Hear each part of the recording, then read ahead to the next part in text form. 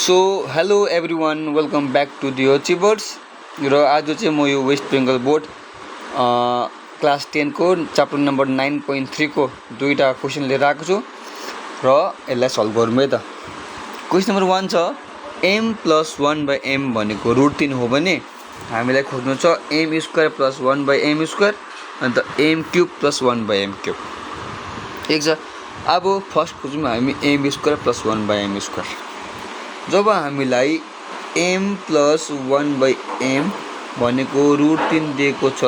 अन्त हामीले खोज्नु छ यो भने हामीले के गर्नुपर्छ, सिम्पली बोथ साइड स्क्वायर गर्नुपर्छ। ठिक छ, अब यो गर्दाखेरि यो a + b को होल स्क्वायरमा आयो अन्त हामीलाई थाहा छ फर्मुला a² + 2ab + b² अन्त यतापट्टि √3 को स्क्वायर भनेको 3 हुन्छ, हामीलाई थाहा छ। अब यो m र m त काटिहाल्यो, अब बच्छ m² + 2 + 1/m² बराबर 3। अब के आउँछ, अब m² + 1/m² अन्त जुन यो 2 छ यो चाहिँ म बराबर उतापट्टि लान्छु, त्यसलाई त के हुन्छ यसको साइन चेन्ज हुन्छ। अब के आयो m² + 1/m² बराबर 3 - 2 1, यो त आयो 1। अन्त अब हाम्रो m³ + 1/m³ खोज्नु छ। हामीलाई तब यो खोज्नु हुँदाखेरि नि हामीलाई m + 1/m को होल क्युब बराबर √3 को पनि क्युब, बोथ साइडपट्टि क्युब लगाएर खोज्नुपर्छ। अन्त यो अब a + b को होल क्युब को फर्ममा आयो। अब यसको फर्मुला के हुन्छ हामीलाई थाहा छ, फर्मुला m a³ + b³ अन्त +3 ab अन्त a + b m 1/m अनि बराबर √3 को क्युब हुन्छ 3√3। ठिक छ, अब यो m र m फेरि काट्यो, अब के भएको छ, अब चाहिँ m³ + 1/m³ +3 अन्त यो m + 1/m भन्दा √3 हो, हामीलाई थाहा छ √3 बराबर 3√3। अब m³ + 1/m³ भनेको त के आयो, डल्लैलाई मैले उतापट्टि लगेँ भने त साइन पनि त चेन्ज हुन्छ, अन्त यो हुन्छ 3√3 - 3√3। त्यसो हो भने m³ + 1/m³ भनेको त 0 आयो, आन्सर रहेछ 1 र 0। बुझ्यो होला होप। अब नेक्स्टमा जाउँ। क्वेसन नम्बर 2 के छ, √5 + √3 divide by √5 - √3 minus √5 - √3 divide by √5 + √3 बराबर चाहिँ 2√15 हो, हामीलाई प्रुभ गर्नु छ। ओके, अब यो कसरी गर्छ, यो गर्दाखेरि चाहिँ हामीलाई जुन यसको मुनि छ नि यसको लिनुपर्छ एलसिएम। ठिक छ, यसको एलसिएम लिँदाखेरि के आउँछ, अब यसको एलसिएम मुनि लिँदाखेरि हाम्रो आउँछ √5 - √3 इन्टु √5 + √3। ठिक छ, अन्त अब के हुन्छ,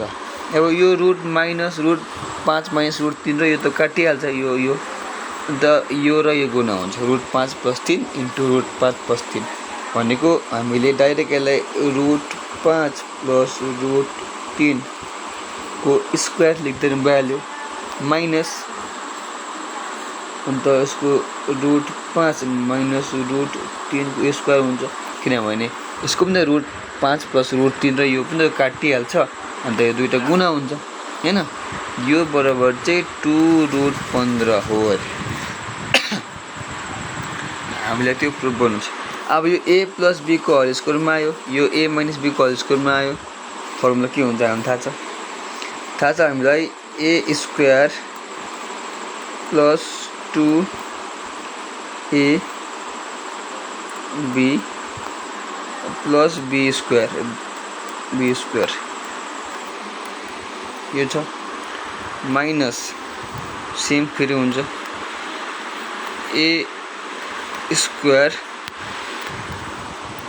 हैन a² minus 2ab minus 2ab plus b square by अब यो त यो दुईटा ल वेट यो दुईटा ल यो दुईटा के हो त यो a plus b a minus b हुँदैछ यो a plus b a minus b भनेको के हो यो भनेको त a square minus b square को फर्मुला हो अनि अगर मैले 5 को स्क्वायर गरे भने यो 5 हुन्छ अनि 3 को स्क्वायर गरे भने 3 हुन्छ मतलब यो 5 minus 2 हुँदैछ 5 minus 3 हुँदैछ 5 minus 3 भनेको त 2 नै त हो अनि त्यसलाई मैले डाइरेक्ट 2 लेखेँ ल मुनि तपाईहरु बुझ्नुहोस् अगर त बुझ्नु भने पनि कमेन्टमा भन्नुहोस् म त्यसको आन्सर दिनेछु अवश्य फेरि एकपल्ट भनिदिन्छु यो बरु 2√15 हो अरे अब यो केमा छ भने त यो ब्र्याकेट अगर मैले ब्र्याकेट खोले भने के हुन्छ यो ब्र्याकेट मैले खोले भने अलिक कलर चेन्ज गर्छु ल अलिक तपाईले बुझ्नु सुविधा हुन्छ ओके हेरौँ अब यो √5 को स्क्वायर त जुन छ जे छ सेमै हुन्छ 5√3 प्लस √3 को स्क्वायर माइनस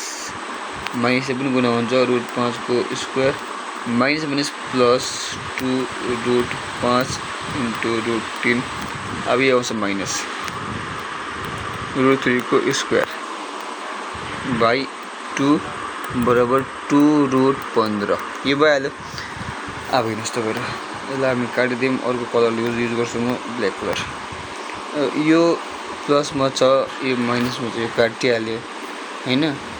अन्त अब कुन यो प्लसमा छ यो माइनसमा छ यो पनि काटिहाल्यो अब के बाँच्यो हाम्रोमा बाँच्यो 2 यो बाँच्यो एस्टिमेट हाम्रोमा बाँच्दैछ यो प्लस को 2.2 into √5 into √3 यो पनि प्लस कै छ दुईटा जोडिन्छ दुईटा जोड्दाखेरि के हुन्छ 2 to 4 8 4 अन्त √5 into √3 डिवाइड बाई 2 छ बराबर 2√15 छ अब के हुन्छ यो बराबर यो म यतापट्टि लेख्दिएँ ल मैले 4√15 5 गुणे 3 त 15/2 बराबर 2√15 यो त काटिहाल्यो अब 2 ले अब के 2√15 बराबर 2√15 भयो प्रुफ भयो हैन यो त प्रुफ भयो नि इक्वल आयो so thank you for watching